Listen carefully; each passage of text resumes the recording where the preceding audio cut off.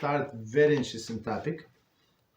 Topic is Succos, right? And so that's would be the difference between Ashkenazic and Sephardic tradition. We're going to say, right? So it says eating in a sukkah. The Yom Tov candles should be lit in a sukkah and remain there throughout the meal.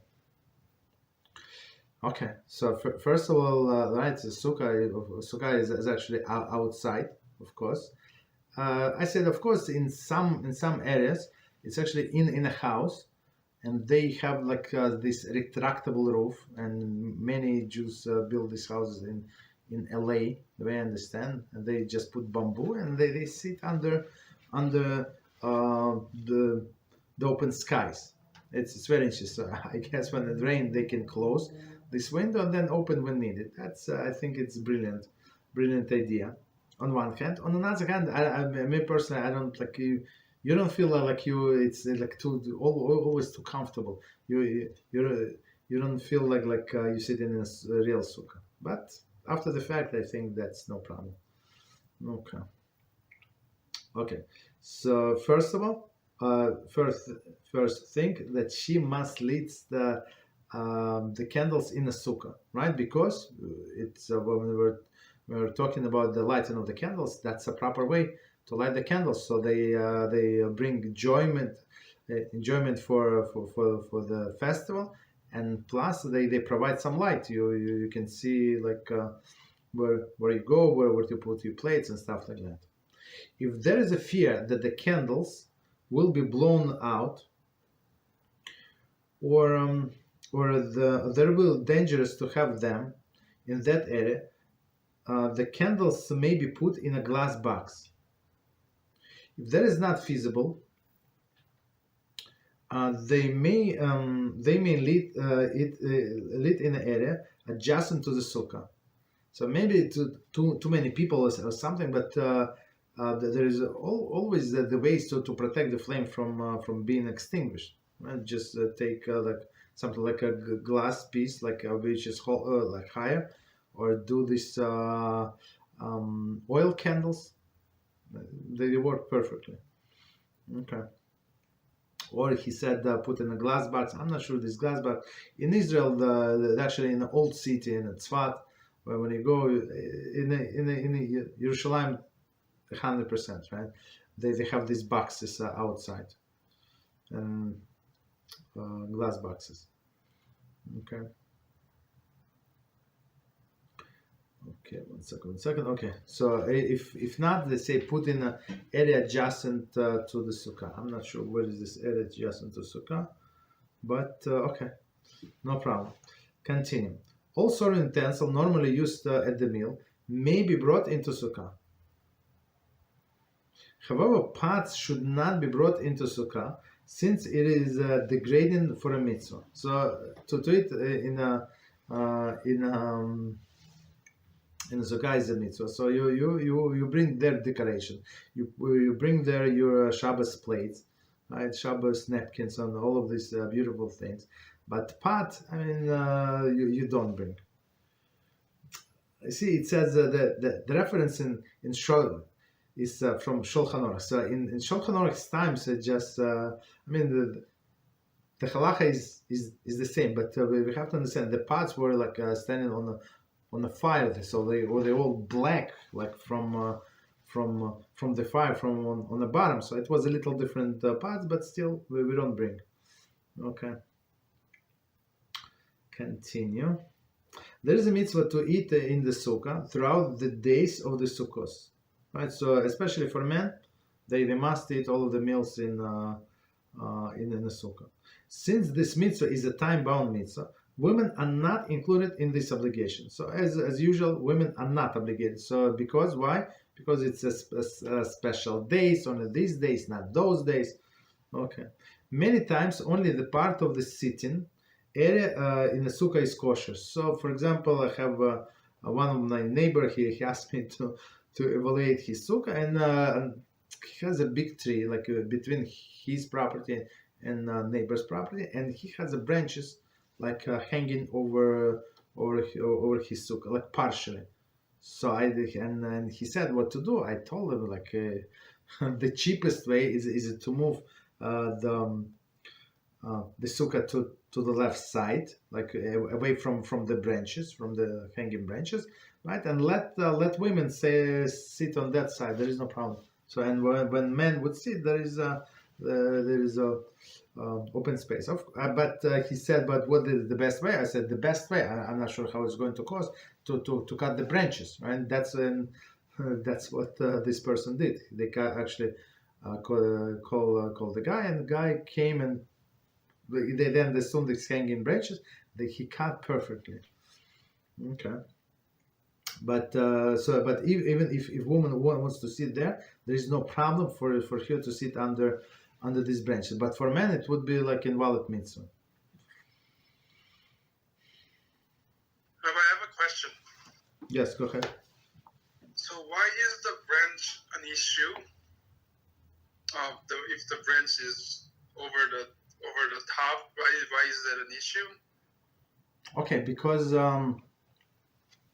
we have a very strict requirement. So Succah is a roof that covers the sukkah, and it has to be from things that grow from the ground, and be like specific, like be specifically made for the sukkah.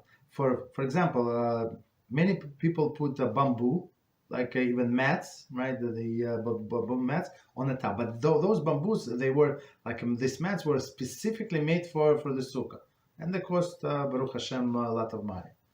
But you can go to the regular store, non-Jewish store, and buy bamboo mats, right? But they're not kosher. Why they're not kosher? They're bamboo, they're the same bamboo. Why? Because they intended for other purposes to put the mats so you can walk on them. You understand? So this Succah must be like detached, or these things must be detached from the ground. They must grow from the ground, detached from the ground, made with intention to be only for a sukkah, and they can only then can be put on a what is it on a Succah. If the branch is not touching the No, but it's hanging. It's like you have one roof. Apologies, I didn't finish. Right, you have one roof, and then on top of that you have another roof.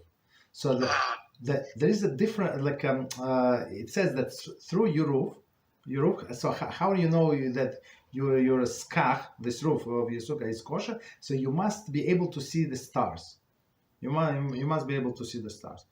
Okay, and go ahead. Thank you so much, Rabbi. Okay, you're welcome. Okay, so these branches are kosher, but only when they're detached. If they're still attached to the ground, there is a problem. Okay, so let's continue. Any other questions before we continue? Okay, no problem. Continue. When the space is limited, the women sometimes sit in an area under the trees. Exactly. Oh, here we go. Right? So there is no problem.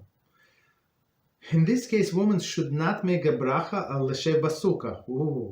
However, a woman who volunteers to eat in a sukkah does fulfill the mitzvah. Therefore, if it is not convenient, it would be beneficial for her to eat.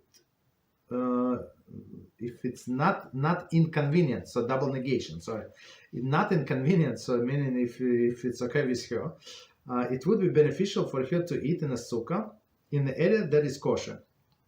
So that's a difference between Ashkenazic and Sephardic tradition. So are they going to say? I'm not sure. Maybe they're going to say. Yeah, I think yes. So women, if Sephardic tradition, so women do not. Many of them do not sit in a sukkah, and if they sit in a sukkah, they do not say the blessing. Okay, because that's their tradition. Ashkenazic tradition, if women decide to do almost any mitzvah, no exception, not really. Okay, so there is not like some private mitzvahs, I would say, right? So like this, sitting in a sukkah. So I'd say in her house, let's say it's she and in her family, right? She and kids, right? No problem. So it's I would say this private mitzvah. So she's allowed to say the blessing on a sukkah, on sitting on a sukkah. There is a special blessing. Okay. Now, of course, in this case, she must sit in a kosher place. So she cannot sit in a place with overhanging branches, right? Only in a kosher where they're clear where her husband is would sit or something. Okay. Okay, so so even though she's not obligated in a time-bound mitzvah, right? If she decided to do for whatever reason, she can. So we're talking about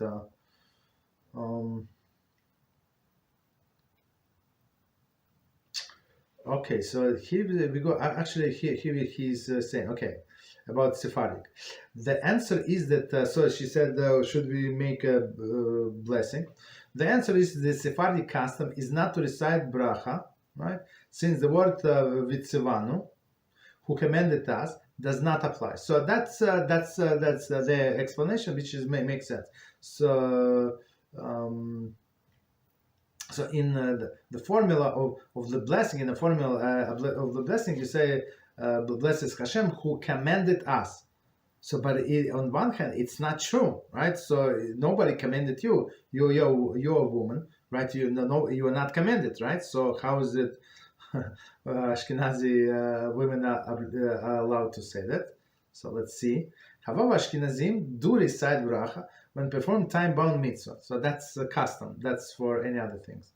The terminology of the bracha includes all of the Jewish nation, right, as a unit, and therefore is deemed appropriate. So if you read the language of the blessing, it says who sanctify me and commended me. No, it's not. It says sanctify us and commended us. So I would talk about myself in plural. So the explanation is it's not about you. It's you're saying it's a true statement who obligated us as a Jewish nation to do this mitzvah, and I'm as a part of the Jewish nation, I'm doing the mitzvah. That's why Ashkenazim do, and that's why Sephardim don't, right? So if you actually look at the explanation why these people do and those people don't, so it's both sides absolutely logical and make sense, and they can stay by their and the proofs are, I think, good. Continue. As mentioned, women are exempt from any mitzvah that must be performed at a specific time. Okay. Many commentaries offer reasons for this. One explanation is the woman must be available to take care of her family, and at unpredictable times, and therefore cannot be that tied down, but time-bound mitzvah. So she, if she's going to sit in a sukkah and do all of these prayers, from the beginning to the end, when exactly she would have time to take care of the family, to take care of the kids, right? So so I'm not sure why he's saying this now. Let's see. However, it is important to recognize that these reasons are not the source. Okay. So meaning it's not that we forbid her to do things, right? We're actually trying to, our sages in their great humility, right, and their great mercy, they try to give a woman the time, some free time, some room to breathe. Like if she would do everything that man is obligated and plus take care of the house, we're going to kill her. That's it.